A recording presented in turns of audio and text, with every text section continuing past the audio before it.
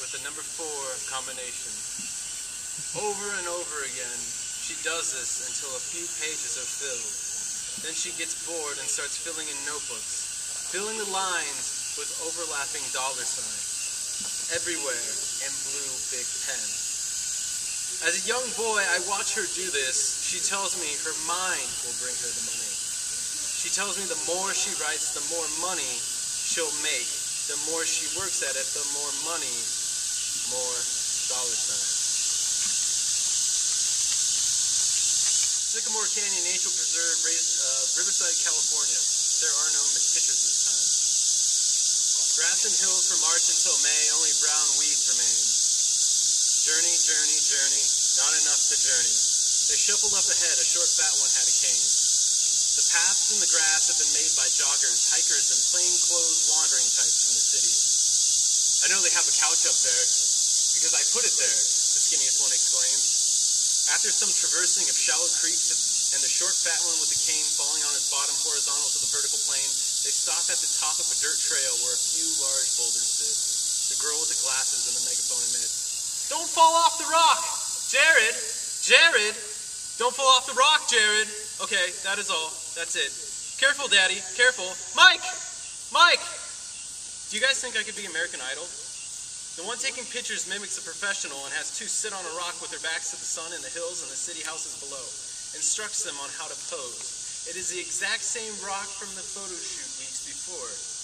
On a rock they link arms and he makes the skinny girl and the skinny boy sit. A photo after Brianna of the Chauncey's. The other 2 begin to grow restless because nothing in their heads is happening. They sit on top of large granite plateau and run irony out of their mouths. The girl with the glouses. Her mother calls. Multiply it by 2 first. Decide with X first. And then you gotta get a common denominator. No, it's 1/2. No, shut up! You have to get a common denominator on both sides. Okay, love you, bye. She hangs up the phone and laughs. They begin walking up steeper hills and grow agitated at the need to wait, to be polite for the short fat one with the cane to hurry up and not slip or take flight down the rocks and soon be tumbleweed. The one taking pictures asks the girl with the glasses after a while, "Your mother's a flamethrower?" "My mother's a cold-hearted bitch." The one taking pictures goes back along the trail to interrogate the short fat one with the cane, to get a picture out of him, to put his sweaty beard and thick fad-ridden glasses on display. The short fat one with the cane dislikes imaginary games. "Do you know where the buffalo roam?" "Nope." They make it past the lone pepper trees and a couple of hikers waiting for the loud, vulgar group to move further down a bridge before it widens and they can run past and pass on the left. The skinny boy calls out to a couple granite walls, "Pride Rock!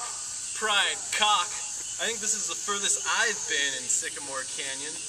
The skinny one says there is a treasure near as they begin to ascend a peak topped with more furniture-looking rocks and long grasses. They all start to ask after the skinny one where his treasure is. "Where's the treasure?" "It's where I buried it." "It's where the X is." "The treasure's right here." "The treasure is, we're all friends."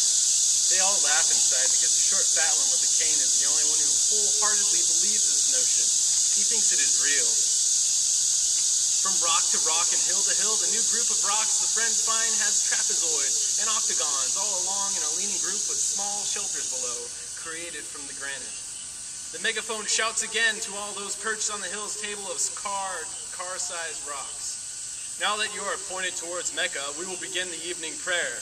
The one taking pictures shouts and squabbles,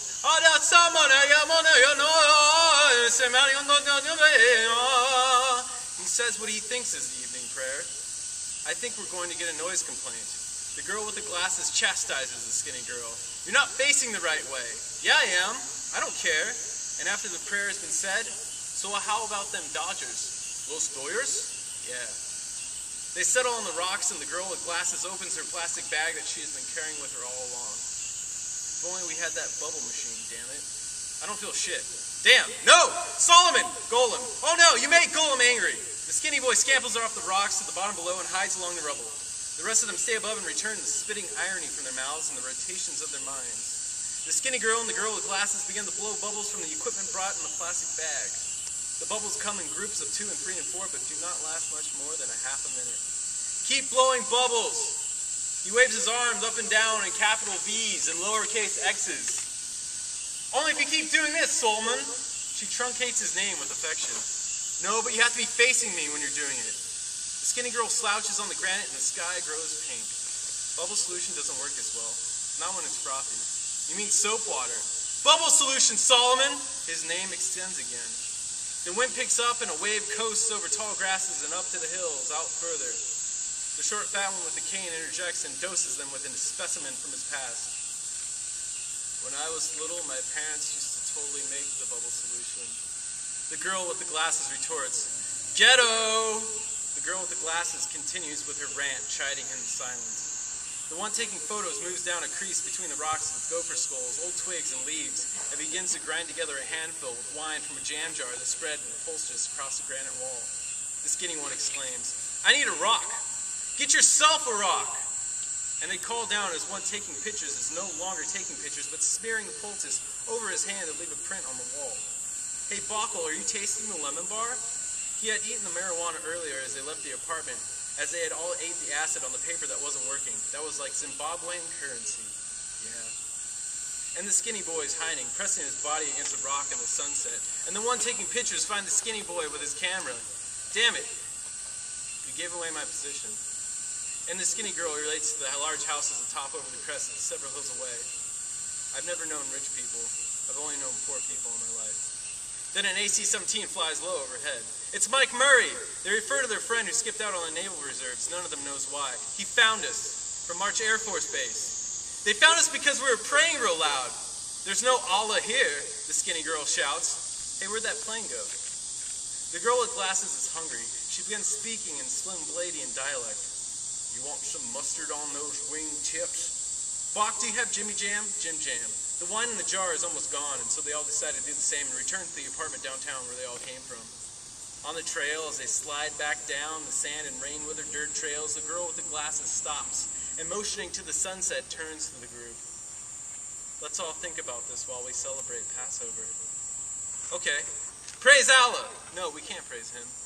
The short fat one with the cane is shuffling slow and defeated, his face red again and his body language red again, so much so that the skinny boy offers help to the situation so the short fat one with the cane doesn't hit the floor. "You have to grapevine down the hill. Not because it's safer, but because it's more stylish." The short fat one with the cane sighs with satisfaction. Monday night and a head full of acid. But none of the others agree with him. The skinny boy wonders aloud what next. Holy Mountain? The Holy Mountain. No, the Holy Mountain. The one taking picture replies, "I love that movie." The short fat one with the cane interjects, "A mountain of cocaine?" No one replies. "I'd love that Holy Mountain." And that is the rest hear from him before they stop listening and he falls once more. A little after midnight, the phone rang, and my father picked it up like it was no thing. It took a second to reach his head as my father learned my cousin Matt was dead. He looked over at me with a sad frown as my knees gave way and I fell to the ground. He relayed the story of how my cousin died as I sat there on the floor and cried. He was only 19 at the beginning of his life. He never had time to experience having a wife. I had fought with him only 7 days before, and now he was gone, coming back no more. A drunk driving crash, except he was the drunk. He went out like a moron, a bitch, a punk. Of all the ways to go, that was the worst. A death with no honor, only a ride in a hearse. I love you, Matt, and I miss you so much. When it's my time to go, I hope we get in touch. Al perderte yo a ti, tú y yo hemos perdido. Yo porque yo era el que más te amaba y tú porque eras la que yo amaba más. Pero al que veo, has perdido más que yo. Porque yo podría amar. What am I to do? Sit around, wait for